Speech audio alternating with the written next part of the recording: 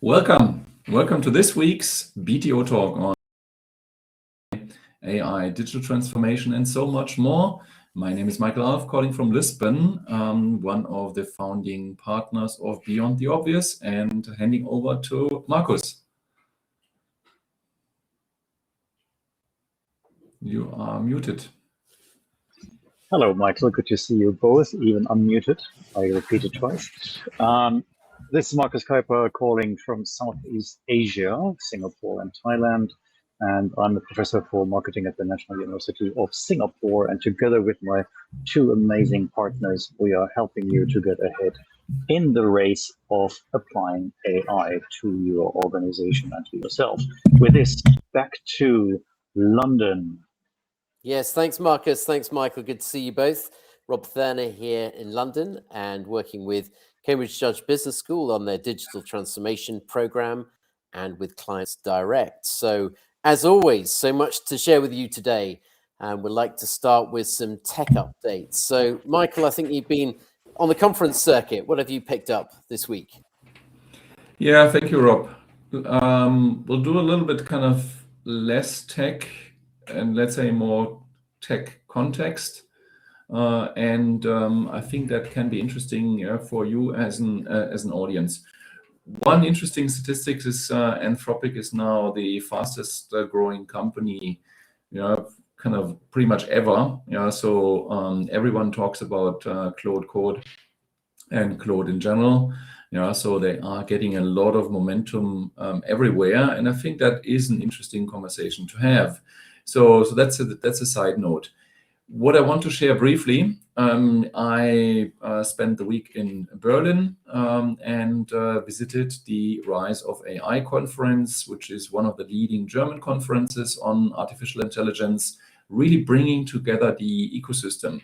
So it's less a technology conference than more like kind of a little bit politics, regulation, trends, developments, and with a strong German and European focus. But of course, you can learn a lot out of that as well in the discussions. And one big topic, I would say, I picked up around regulation. And again, be reminded that is relevant for the whole world. So it's not Germany, it's not Europe, it's actually everywhere.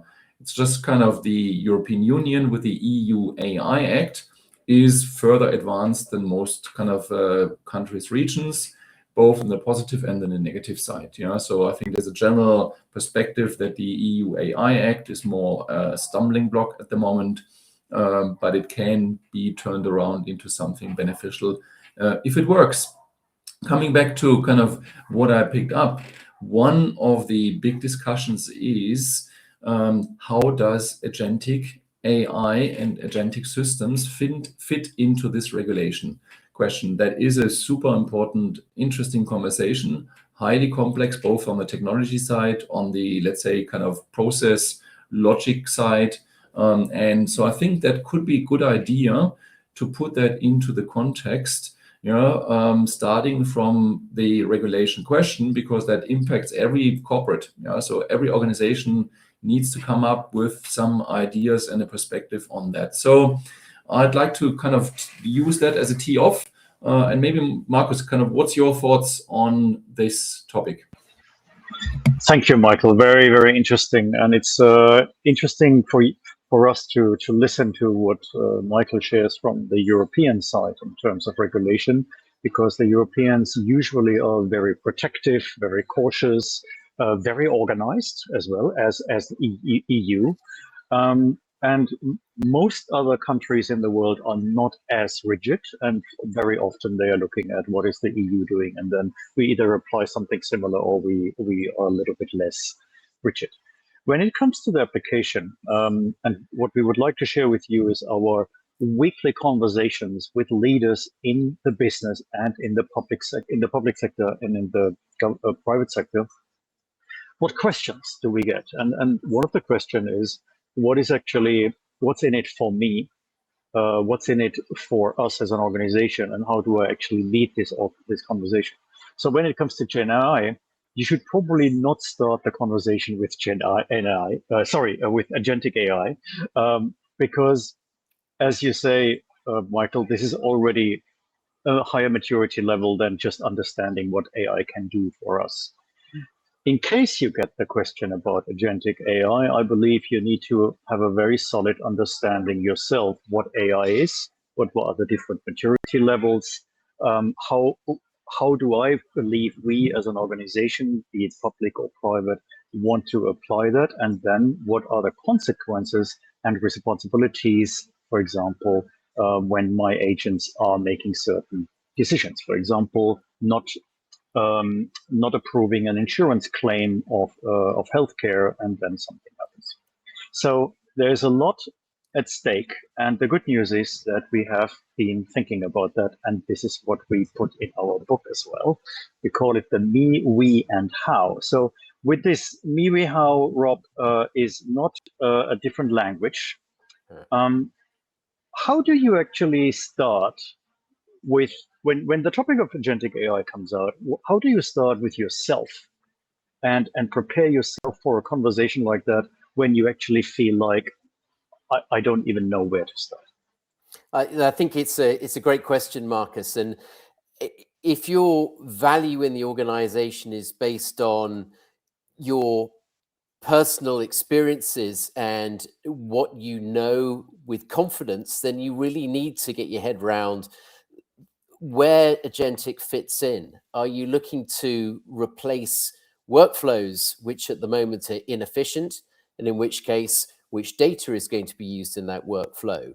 Do you have the trust of your senior leadership group? Are you confident to start and develop the agentic workflow or not? And if you don't have that confidence and knowledge, then the first thing to do is understand, where are the barriers likely to be? Will there be trust issues? Are you using sensitive data? You talk about public sector. Is the sensitive data which you're unable to bring into your workflows, in which case you're not going to get started. So we need to get right back to the basics. What is it you're looking to do? Is there a process which is inefficient? Are there ways that you can be bringing in an automation for a workflow which saves time, but at the same time allows you to develop this with the confidence and trust of your stakeholders around the business and, of course, of your end user?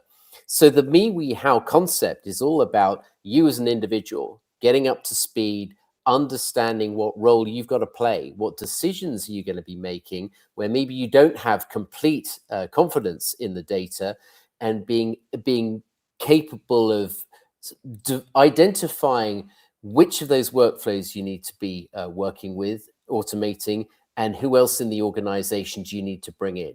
And that leads us into the we bit, which is the organization. Having developed your own capabilities and your own confidence to get started, how do you then bring in the rest of the organization? That then leads us into the orbit framework. But Michael, moving from the me, the individual, into the organization, where do you see are the big wins there, and where the potential blocks from the individual to the team? Yeah, thank you, Rob. I think it's an interesting question. And again, kind of the beauty of the concept is that you can kind of apply that in different angles. So the me, you described that well, which is now a big question for every individual. So because AI impacts every leader, from the CEO starting. So that is different to how it was before. When we then go to the we, which is kind of either organization, or you can even break it down to kind of team and role. So kind of what is your role and how do you deal with the team? And so kind of working with leaders, you bring up the challenge, okay, what is the impact of AI or generative AI on your team? And this is a big question mark, because what we see is, most individuals, of course, understand there will be an impact, and most people, of course, also understand where, let's say, a negative impact is can happen. And you have that across the board. If you go into, let's say, technology and software engineering, clearly there are people who are more comfortable in maintaining the status quo, and it's not per se negative. And there's others who are moving forward quickly. Then you have other areas, let's say finance, where certainly there will be massive impact, on how teams are set up. That's a big challenge for a leader, in not only managing that change, kind of how is the future looking like, and taking on kind of everyone on this journey or not. I mean, kind of not everyone is kind of going through the whole journey. That in itself is a challenge. Then you have the challenge that within your teams you have different skill sets suddenly. So kind of you are moving more towards that orchestration component, because you suddenly have agentic systems and people and automation and the systems connecting all of that.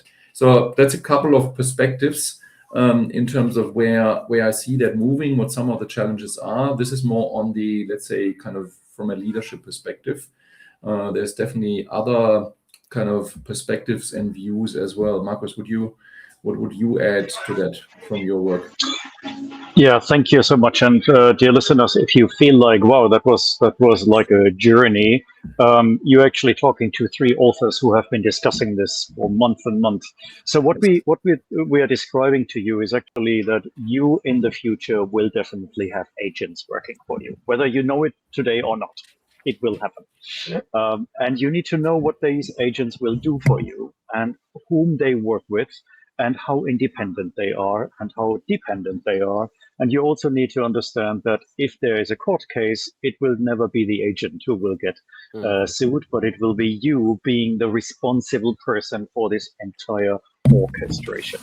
And that is why we are now talking a lot about agentic AI, because in conferences, they're talking about it as well.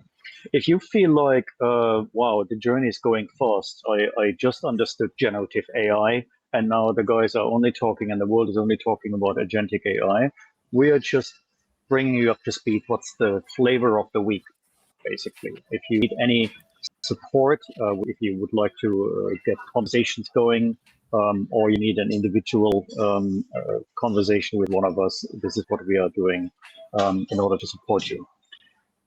But do not underestimate that the world is going to be like this. And I believe there are just already reports coming out, Michael, where they measure which countries are already leading. And I think you had just a quick look at it. Is it Germany or the US leading the race of AI? Yeah, well, it's clearly Germany and France, and so no, it's kind of it's interesting. It's kind of, for example, Saudi Arabia, is one of them. And if you remember, we shared that Saudi Arabia basically declared 2026 as the year of AI, and some of the other countries in this region are pushing forward a lot. Of course, kind of each of these reports they come with their flavor. So I would say everywhere you have things happening. I saw another map of Europe in terms of number of people using generative AI on a regular basis. In this case, the Nordics were actually ahead, and other kind of Germany was relatively behind. France was a little bit at the front. Again, it's kind of it's a journey, and you have to move. I mean, everyone knows, or not everyone knows, but most people are aware that you have to move. That this is not a bubble. So it's impacting everything, and so I think this is again, this is our ongoing message, that you need to upskill kind of the leaders. You need to upskill kind of the top management. You need to upskill pretty much everyone. I mean, one of the figures right now is Accenture, with about 750,000 people. So it's a pretty big organization. They are basically introducing Copilot for all 750,000 people. That's the biggest implementation right now. And they clearly define, if you are not using AI properly, you are not being promoted. So the whole promotion, and again, consulting is pretty much all about promotions and making your way through, by helping of course your clients. But now kind of AI AI skill set literacy is a key determining factor for your promotion. I think that says almost everything. Rob, any views on that to kind of Yeah, no, conclude our it's session interesting. today? I mean, I've seen some stats recently showing that something like 80% of users are still using their large language models as a glorified Google. They haven't figured out beyond the basics what they can be doing. So I think there's huge headroom to improve knowledge, and doing this on a personal basis, understanding how to prompt and to improve your prompts to get better responses. And then once you've got the basics in place there, then moving on to understanding these workflows and which agents you should be starting with. So there's a lot of headroom still, but as you said it, there's no time to lose here. And over time, it will be in everyone's work description and in everyone's promotion plan to be doing it. And we said this concept before: if you want to learn how to swim, don't read the manual. You need to jump in the water. You need to start doing it, and there's no replacement for that. So with that, we have some time to spend getting this Orbit framework in the market. It's highly relevant, this concept of orchestration, and we'll look forward to sharing that with you on our next session. So any closing words, Markus, before we wrap up today? Just telling me to swim, I only think about the river Thames, and I really don't want to swim in that. But maybe you meant your beautiful shores with the very warm water. So it gives me the right chills for the weekend. With that, I'm wishing you all the best. Kind of reach out to us and see you next week on the same channel. Bye. Bye for now. Bye.